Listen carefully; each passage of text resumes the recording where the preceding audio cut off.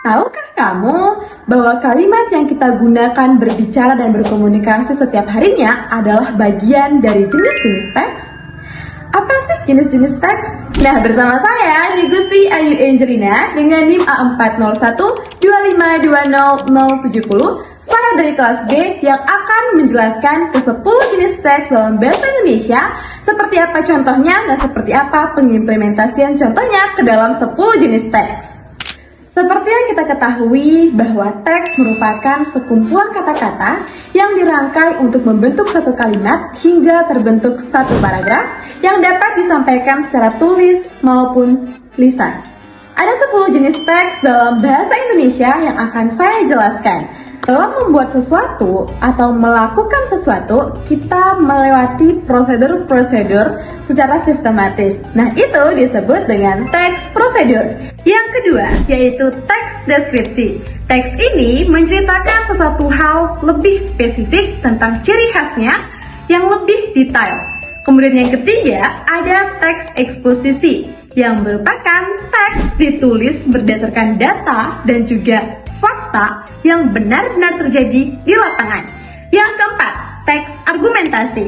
Teks ini berisi tentang pendapat penulis yang didukung oleh fakta-fakta dan juga bukti yang faktual. Yang kelima, teks laporan hasil observasi atau teks pengamatan. Kita, kalau mendapatkan sebuah data, harus melalui pengamatan-pengamatan agar berdasarkan tentang apa yang kita lihat. Nah, itu adalah teks observasi. Yang keenam, teks biografi. Untuk menceritakan bagaimana perjalanan atau kisah hidup seseorang yang diceritakan secara kronologis sesuai dengan urutan waktu. Yang ketujuh, teks persuasif atau teks yang bisa mempengaruhi atau membujuk para pembaca agar melakukan apa yang penulis inginkan. Yang kedelapan, teks berita. Teks ini adalah teks yang menceritakan tentang suatu kejadian atau suatu peristiwa yang dapat dibuktikan kebenarannya, berarti berdasarkan dari fakta hasil di lapangan. Yang kesembilan, teks narasi. Nah, teks ini menceritakan tentang suatu cerita secara kronologis atau sesuai dengan urutan waktu. Dan yang terakhir, teks anekdot. Ini merupakan cerita singkat yang dapat membujuk atau menarik para pembaca untuk membacanya karena memiliki cerita-cerita yang dapat menghibur. Dari contoh yang akan dijelaskan, saya memilih topik yang berjudul pelestarian hutan mangrove. Hutan mangrove atau bakau adalah ekosistem pesisir yang unik yang berada di antara laut dan daratan atau biasa ada di muara sungai yang biasa kita lihat. Nah, pohon ini memiliki ciri khas yang sangat khusus, yakni mampu tumbuh di wilayah dengan kadar garam payau dan juga dengan kondisi tanah berlumpur yang sering tergenang pasang surut air laut. Akar dari pohon mangrove adalah akar tunjang atau akar napas yang membantu pernapasan pohon ini dan melindungi tanah dari erosi atau dapat menahan dari gelombang laut. Namun, di wilayah saya melihat sebagian besar hutan mangrove mengalami kerusakan yang cukup parah. Ini terjadi akibat dari polusi ataupun ulah manusia. Nah, mengetahui akibat yang akan timbul dari kerusakan hutan mangrove ke depannya, masyarakat juga sadar bahwa hutan mangrove sangat penting bagi kehidupan mereka. Dengan demikian, saya juga melihat antusias masyarakat untuk menemukan solusi dari permasalahan tersebut, yaitu dengan mengadakan pelestarian hutan mangrove. Bukan hanya masyarakat di wilayah saya yang hanya berperan dalam pelestarian hutan mangrove, tetapi kita semua harus melakukan upaya dalam pelestarian hutan mangrove karena hutan mangrove memiliki peran penting untuk menjaga keseimbangan ekosistem laut dan pesisir. Hutan mangrove juga dapat melindungi masyarakat dari bencana alam seperti tsunami dan juga abrasi. Hutan mangrove adalah ekosistem yang unik dan memiliki banyak manfaat. Hutan mangrove juga dapat menjadi tempat berkembang biak bagi berbagai jenis ikan dan hewan laut lainnya. Hutan mangrove juga menyerap karbon dioksida dan menghasilkan oksigen. Dalam upaya pelestariannya, diadakan sinergi untuk konservasi pada April 2025. Global Mangrove Alliance atau GMA Indonesia, Chapter meluncurkan inisiatif Mangrove Breakthrough, sebuah program yang bertujuan mempercepat kolaborasi dan menyiapkan kondisi untuk investasi skala besar pada ekosistem mangrove. Dan program ini dijalankan di 4 provinsi prioritas, di antaranya Provinsi Riau, Sumatera Utara, Kalimantan Timur, dan Kalimantan Utara. Tentang pelestarian hutan mangrove, diceritakan juga tentang seorang anak yang sangat mencintai hutan mangrove karena rimbun dan juga indah. Nah, namun hutan mangrove tersebut mengalami kerusakan akibat ulah manusia maupun akibat polusi.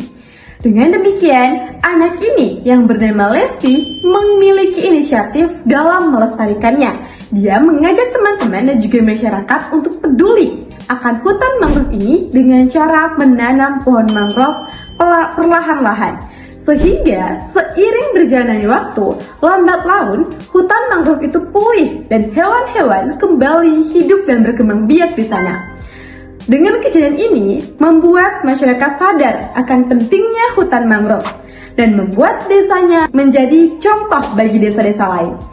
Dan Lesti membuktikan bahwa setiap individu dapat berperan dalam pelestarian lingkungan.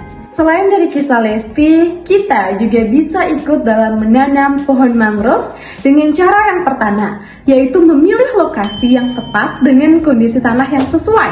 Kemudian menyiapkan bibit mangrove yang sehat dan mulai menanam pohon mangrove dengan hati-hati.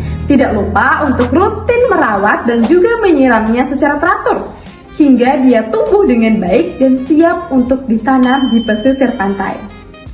Nah, Dr. Maria adalah seorang ahli lingkungan yang terkenal telah menghabiskan sebagian besar hidupnya untuk melindungi hutan mangrove. Ia lahir pada 1970 dan telah bekerja sama dengan berbagai organisasi lingkungan internasional untuk melindungi hutan mangrove.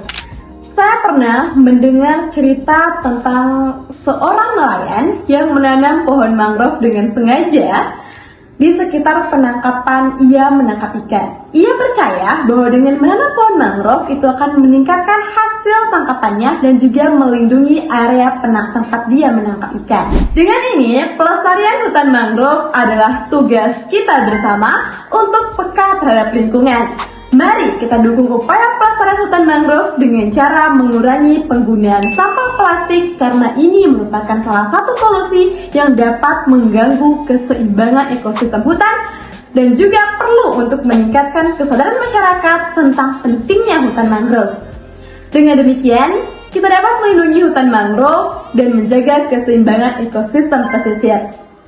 Jagalah pesisir dengan menjaga mangrove, lindungi rumah kita, lindungi kita.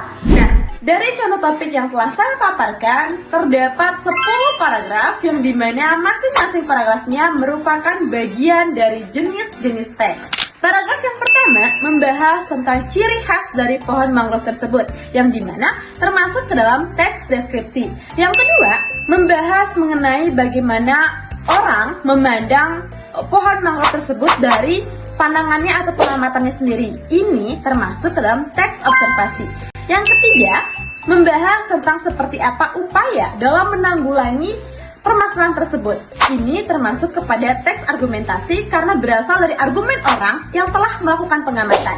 Yang keempat, termasuk ke dalam teks eksposisi karena menjelaskan fakta bahwa pohon mangrove dapat menyerap karbon 5 kali lebih banyak daripada hutan hujan tropis daratan tinggi lainnya. Paragraf yang kelima, termasuk ke dalam jenis teks cerita karena dalamnya menceritakan upaya pelestarian dari pohon mangrove melalui program yang diadakan Indonesia pada April 2025 kemarin. Kemudian, paragraf yang keenam membahas cerita tentang perjalanan seorang anak bernama Lesti, tarikannya dengan hutan mangrove yang membuat dia menjadi contoh untuk ikut melestarikan hutan mangrove. Ini termasuk dalam jenis teks narasi. Paragraf yang ketujuh membahas tentang cara-cara menanam pohon mangrove yang termasuk dalam teks prosedur. Paragraf ke-8 adalah paragraf biografi karena menceritakan seperti apa perjalanan seorang Dr. Maria dalam melindungi hutan mangrove. Yang ke-9 termasuk dalam teks anekdot karena menceritakan bagaimana seorang nelayan dia melihat bagaimana hutan mangrove dari sudut pandangnya sendiri. Pada paragraf ke-10 menjelaskan bagaimana ajakan kita untuk ikut mendukung upaya pelestarian dari hutan mangrove ini. Ini termasuk dalam teks persuasif karena bersifat ajakan. Di sana dijelaskan bahwa jagalah pesisir dengan menjaga mangrove, lindungi rumah kita, lindungi kita. Sejenak tanam 1000 mangrove selamanya mengurangi emisi karbon. Saya Gusti Ayu Angelina dari kelas B. Sekian video dapat saya paparkan. Sampai bertemu di video berikutnya.